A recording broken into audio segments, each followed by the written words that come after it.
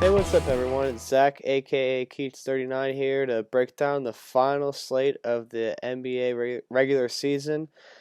I, for one, am really looking forward to this, as these last few games have just been really a big guessing game, trying to predict the minds of these coaches, and it's been tough. A lot of teams just really confusing.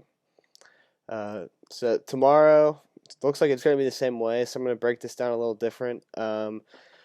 I think there's no reason for any of these guys to play any of their players of their key players. So I'm gonna go off the fact that these teams will rest their players. I'm gonna break down some of the guys that you should be looking for with higher upside. Anyone that gets if any of the normal starters get announced starting, they're all going to be in play. Um, but I can't see them playing or playing that much. So unless we get that news, gonna probably stay away. Um, so yeah, we'll get right to it. The first game, Denver, Toronto. Um, don't the Nuggets? I'm gonna guess they play their guys, but I'm gonna guess it's gonna be like the 25 to 27 minute range, which tomorrow might be a good thing. Um, Jokic, always in play against Gasol. Not the best matchup, so minutes gonna guess they're low. Same with Porter Jr. and Jamal Murray. Um, Tough matchup if both teams were to both get good run. Um, but all those guys in play if they starting getting run. But so the lower priced, high upside guys I could see starting if they rest. PJ Dozier has been really, really good in the bubble. He's getting minutes anyways, although 4.1 is a tough price to pay if everyone's playing. Um, but if he were to start, I'd have a lot of interest in him. Bol, we've seen him have big games. He's honestly been good when he's getting minutes, even these last few games. Um, but if he starts, he'd be one of the better cheap plays as he can really rebound, shoot, block shots, steal passes. He's just really, really good all around for fantasy purposes. Um, Bates Diop, he's another guy who's had glimpses of high upside in the NBA. We've seen it with the Timberwolves where he's put up really solid games when he gets some minutes. Um, I think he's a guy that the Nuggets have been trying to kind of sneak in to see what he's actually has for them to offer. Um, Troy Daniels, I could see him starting. Uh, he is a very, very good shooter. That's really what he's in the NBA to do is shoot threes, and he's not afraid to shoot them. We saw in the scrimmages he put up some pretty not monster, but pretty solid games. Um, Outside those are really the cheap guys that I'm looking to target on that side. And then say if Mason Plumlee were to start, I could see that. He's always really solid when he starts. Monte Morris, wouldn't get too excited about him. I'd be more interested in PJ Dozier if people were to rest. Um, for the Raptors, uh, all the same thing for them. All their top guys in play if they're active. Uh, can't see them getting too many minutes either. And they actually have some guys that are really exciting, like starting off with Chris Boucher. They've been giving him a run the last few games with the absence of Serge Ibaka, and he's just been a monster, which is no surprise. Everyone that plays knows that when Boucher gets minutes, he eats. 40 DK in 22 minutes last game, 53 in 29 minutes the game before. Um, if he were to start, he'd probably be a core play, and I'd be locking him in. Rondae Hollis Jefferson, he's a guy that he doesn't not great at anything, but solid at everything. Fine with scoring, really good passer for a big man, even though he's undersized. Solid rebounder. Um, and he's kind of lost his way out of the rotation, whereas like last year, you were seeing him get big minutes in the playoffs and stuff. So wouldn't be scared of him not like playing, getting full run. Terence Davis, he's a guy during the regular season. He even when there's injuries to, Van Vliet and or Kyle Lowry, he's really shown upside. Um, does everything really well. He's really some of a very solid scorer. He'd be running the point for them, and a lot of upside there. You could play a guy like Matt Thomas, more of a spot up shooter. You see, he's actually been getting pretty good minutes lately. That's because has to do with them limiting their guys. But this last game got 7 shots. The game before that 17. That's when everyone was ruled out. And if everyone gets ruled out again, that'd be more of what I'm expecting. He'd be more of a GPP play, as he's not doesn't rebound and pass much. Norman Powell, we saw the game before get a lot of minutes when everyone was resting and jack up shots. I think that's a possibility. If everyone's playing, I have no interest in him at 5.6K, even though we've seen him pay it off before. But if they were resting guys and he'd be one of the ones that sneak in to not be on that resting spot, definitely have interest there. Yep, and that's about it for that first game. Now this game, Miami versus Indiana, we already know that both teams are resting everyone. If you click the thing, you see a bunch of red O's. That's fun. Except we've got one weird one. Malcolm Brogdon is currently not out. Probably has something to do with him sitting out last game. Would not expect very many minutes from him here. Probably first half, if that. So don't have too much interest there. So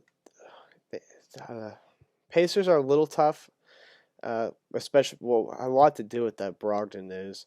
Aaron Holiday burned us so bad last game. He was in all my lineups, and I honestly nailed every other part of my lineup except Aaron Holiday, so that's tough. But I like the bounce back spot. Has that high upside. His minutes were down a little bit last game, but it's kind of because he was playing so poorly and TJ McConnell was playing so well. But with he could, like last game they at least had Brogdon in, or not Brogdon, Oladipo, so they could afford to put McConnell and not have him out there. Won't be the case tomorrow, as Holiday would probably shift over to the 2 guard if they needed it. Who else they have? Justin Holiday, I could see him getting another 30-minute game. He's really comes down if he's hitting his 3-point shots, because he doesn't do too much else.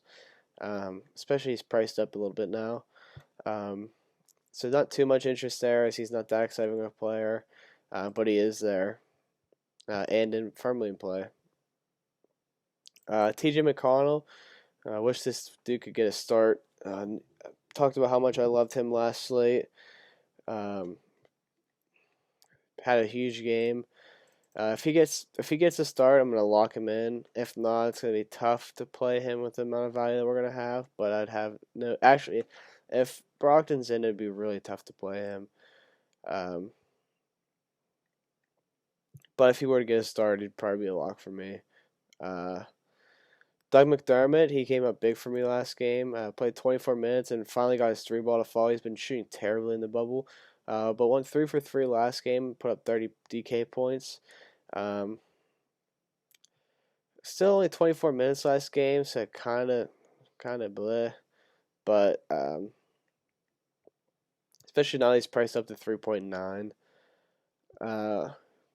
Going down, TJ Leaf did not only play 2, or no, he didn't play any minutes last game. So unless he starts, which if he gets a start, I would not be surprised to see him play 40 minutes. But it looks like they're using Elise Johnson more. He had a really big game too. Even he got 17 minutes only, but still scored 20 points. He was their first big guy off the bench last game, and I expect that to be the same. I expect him to start this one actually. I have a lot of interest in him, as he's a really active player. If he could score some points, be all the merrier. But I'm going to guess by the time lock comes, he ends up being chalk, and it's probably chalk for me to eat. I like him a lot.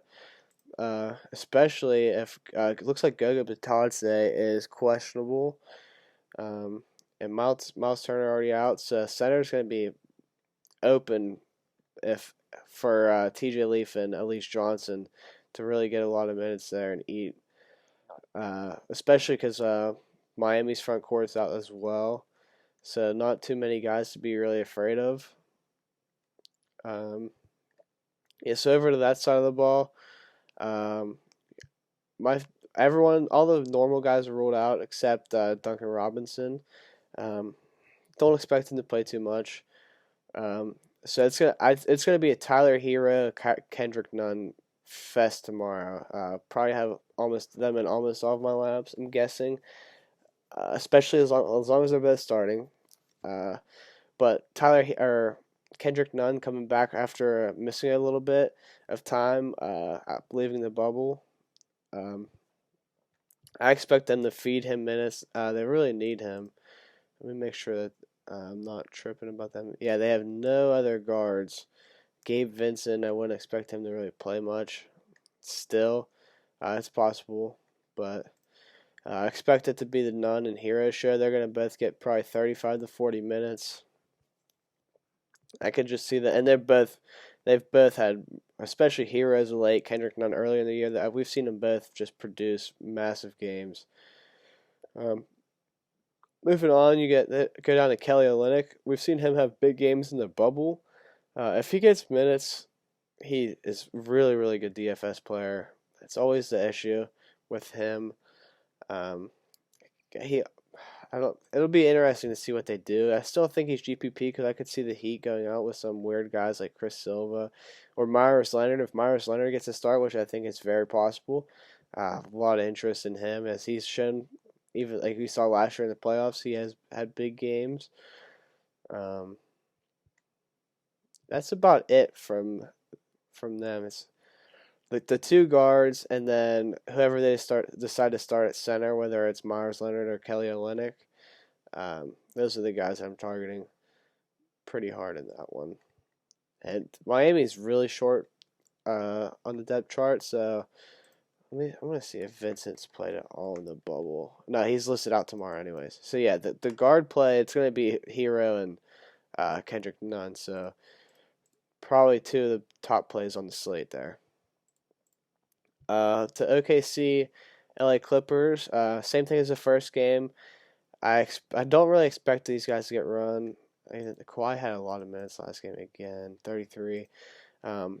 But I can't see them loading up these guys. It makes no sense to.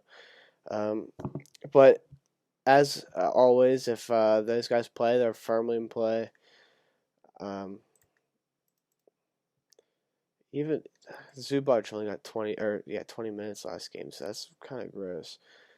I'll pull up the depth chart for them really quick. Yeah, so the guys that I have interest in, Terence Mann, he was really good in the summer league. If he were to start, have some interest. Not as high as the Heat guys, because he's just not a good scorer. But yeah, I definitely have interest in him.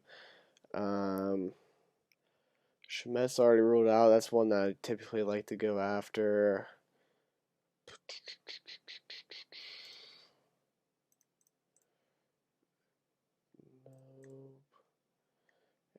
I mean, it looks like that they might honestly play their guys. Try everyone in that 20 to 25 minute range, kind of like we've seen the Nuggets do a lot of. They just don't have any of those young guys that are really prepared to play. Like Amir Coffey could come in, but he's not someone I like want to play. He's not a really great player. Yeah, I guess for the most part, the Clippers are going to be a stay away from me if their big's not good. Yeah, so I don't know if Cade Bengale is with the team or not. He was really good in summer league though, and I honestly think he's a really good player. So like, If he were with the team and got a start, I'd have interest. But yeah, it looks like the Clippers are going to be kind of a fade for me. Even if their guys are in, the only one that I have interest in is Kawhi. He's already priced at 10K, which I mean I guess the slate pricing probably won't matter too much. But that's really, even if they play, that's all I have interest in. So the Clippers are kind of a stay away from me in this slate. To the Thunder, Chris Paul already rolled out, as well as Dennis Schroeder. So it's going to be the Shea show while he's in. I can't see him playing too much either. But I have no issue playing him as his usage is going to be insane. I don't even think they have another guy on the roster that can play point guard. Yeah, that's the problem with them. So even if they sit their guys, as they don't have any of those fun, exciting guys. Deontay Burton, he played 32 minutes last game. Sheesh. Or 2 games ago. But he was a guy that played point guard for them in the summer league. But he was a guy, he let me down a decent amount in the summer league. He had the usage, but just not great. But he's there.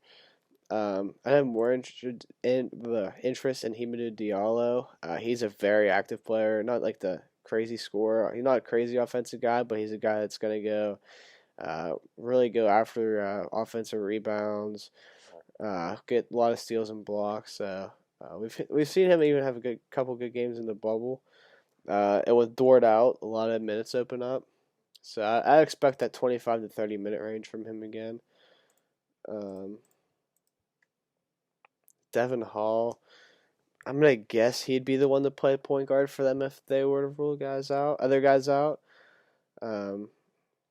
But yeah, it's just he's not exactly a guy I look forward to playing either.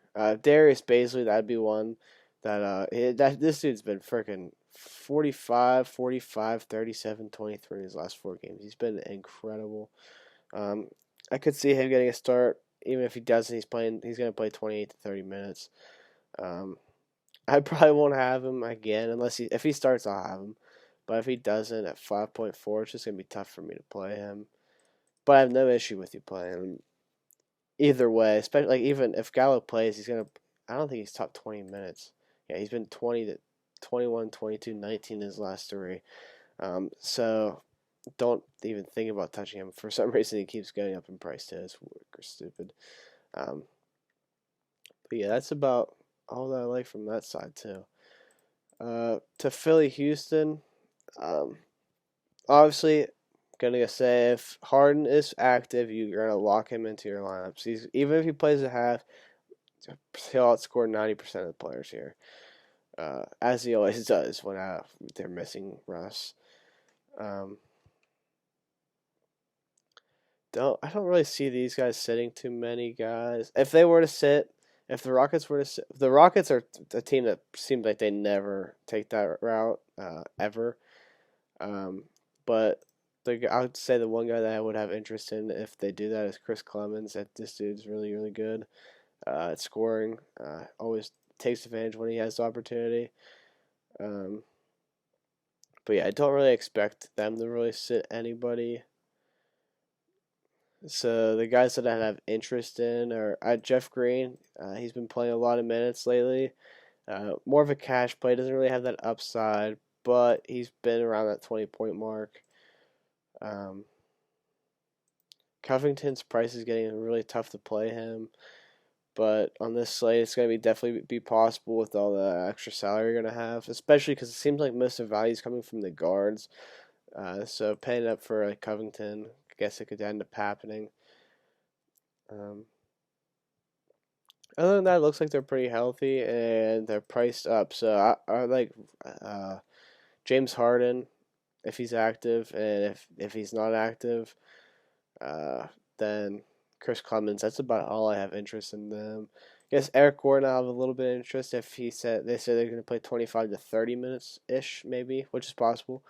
He loves to shoot. He's gonna get his shots up. So yeah, that's about it for them. Over to the Philly side.